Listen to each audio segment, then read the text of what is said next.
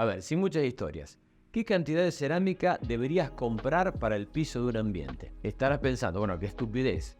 Multiplico el largo por ancho y listo. Pero no es tan sencillo. Es decir, podrías comprar esa cantidad, pero te estarías equivocando. Bueno, la buena noticia es que en este video voy a explicarte la forma correcta de calcularlo. Para que no te quedes corto, lo cual sería un problema, que no te quedes muy ajustado, que sería otro problema, y que tampoco te sobre tanto para no terminar gastando de más. Mira, es más que sencillo. Estás a punto de transformarte en un verdadero experto. Yo creo que la mejor manera de aprender estas cosas es siempre a partir de un ejemplo práctico. Por eso arranquemos con lo más básico. Supongamos tener que cubrir en el piso un ambiente de 3×4, digamos un comedor. La lógica nos dice que deberíamos calcular la superficie multiplicando el largo por el ancho, o sea, 4 metros por 3 metros. Esto nos estaría dando algo así como 12 metros cuadrados y esto indicaría que es la cantidad exacta a comprar.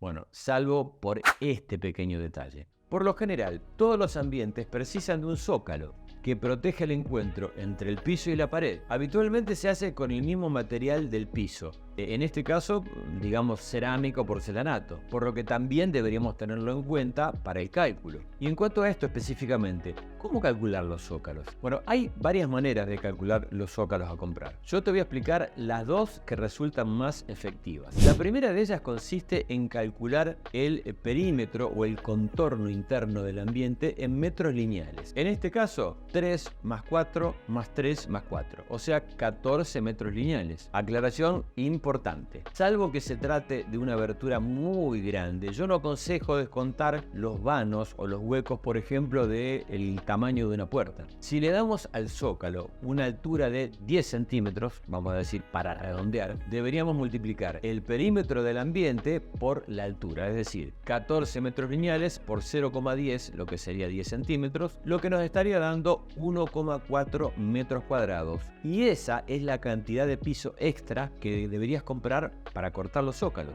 La segunda alternativa es estimar el número de zócalos que podríamos sacar de cada pieza cerámica. Supongamos que tenemos un cerámico o porcelanato de 45 por 45 centímetros. De allí podríamos sacar 4 zócalos de 10 centímetros y nos sobraría un recorte de 5 centímetros, que es este que ves acá. Es decir, de un cerámico sacaríamos 4 zócalos de 45 centímetros, o sea, 1,80 m, sale obviamente de multiplicar 4 por 45 centímetros. Por regla de 3 diríamos que si para sacar 1,80 m de zócalos precisamos un cerámico, para 14 metros de zócalo deberíamos multiplicar 14 por 1 dividido 1,80 metros, lo cual nos daría 7,7 cerámicos.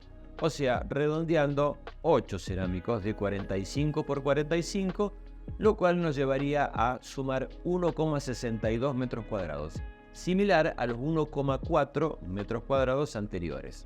Cualquiera de las alternativas es válida, aunque sin lugar a dudas la primera es mucho más sencilla. Bueno, y aquí viene la segunda aclaración importante. No olvidemos que de las 4 piezas obtenidas de cada cerámico, 2 van a tener biselado, que es esta parte acá que estás viendo, pero hay 2 que no lo van a tener. Y puede ser que al mezclarlos se logre una apariencia no tan armónica o no quede demasiado bien. Mi sugerencia es que para que aproveches al máximo cada pieza, utilices por ejemplo estas 2 que no tienen biselado para colocarlo en un lugar donde no se vea tanto, por ejemplo detrás de un armario, detrás de las camas u otro mobiliario donde pasen más desapercibidas. Caso contrario, tendrás que un mayor consumo de cerámicos solamente por pretender aprovechar estas 2 piezas que tienen este biselado que yo te comentaba. Si hacemos un repaso, tendríamos los 12 metros cuadrados que habíamos calculado al principio, más 1,40 metros cuadrados de zócalos, lo que nos estaría dando 13,4 metros cuadrados. O sea, ¿compramos eso?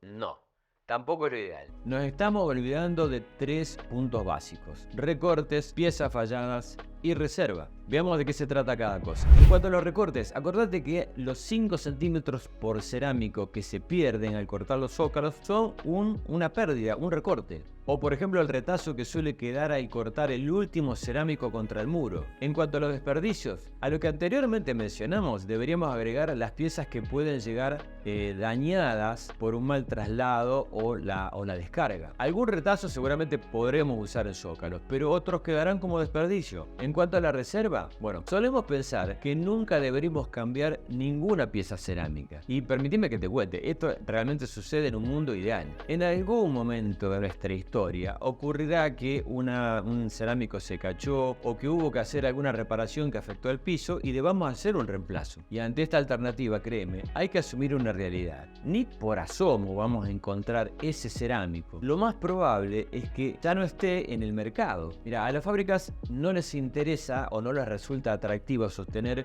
un modelo de cerámico porcelanato en el tiempo. No les conviene que reparemos, sino más bien que lo tengamos que reemplazar totalmente. Y si no te guardaste algunas cajas de la primera compra, fuiste. Esta realidad nos obliga a tener en cuenta un porcentaje extra a aplicar sobre las cifras que calculábamos anteriormente. ¿De cuánto? Mira, puede variar entre un 5 a un 10%. Veámoslo bien en un ejemplo. En las cifras que manejamos anteriormente, aquellos 13,4 metros cuadrados, le sumaríamos un 10% para estar tranquilos, lo que llevaría la cifra a 13,4 metros cuadrados más 1,30 metros cuadrados que representan ese 10%, nos estaría dando 14,7 metros cuadrados, redondeando 15 metros cuadrados. Y en eso, y con esa cifra, podrías dormir tranquilo y en paz. Bueno, atentos a estos puntos importantes a tener en cuenta. Si por ejemplo colocamos los cerámicos inclinados, como se hacía en un tiempo, la cantidad de desperdicios generados en el encuentro con los muros va a ser mucho mayor. En ese caso es probable que debamos llevar ese porcentaje del 10% al 12 o 15% de más. Si los zócalos son de madera o de PVC, no deberías incluirlos en el cálculo de superficies, obviamente, sino más bien como cantidad de metros lineales de madera o de PVC a comprar. Mucho cuidado al manipular los empaques. Las cajas de cerámicos suelen tener entre 1,5 a 2 metros cuadrados. Un porcelanato de gran tamaño, hablemos de 80 por 80 o de 90 por 90, suele venir en cajas de 2 unidades. Un apoyo brusco o un mal almacenamiento puede quebrarlo fácilmente, y con los precios que tienen, mejor andar con mucho cuidado. Para calcular la cantidad de adhesivo o pegamento que se necesita comprar, hay una fórmula que funciona bastante bien. El consumo de adhesivo por metro cuadrado es igual a la mitad del número de la llana que se utilice para pegar ese cerámico.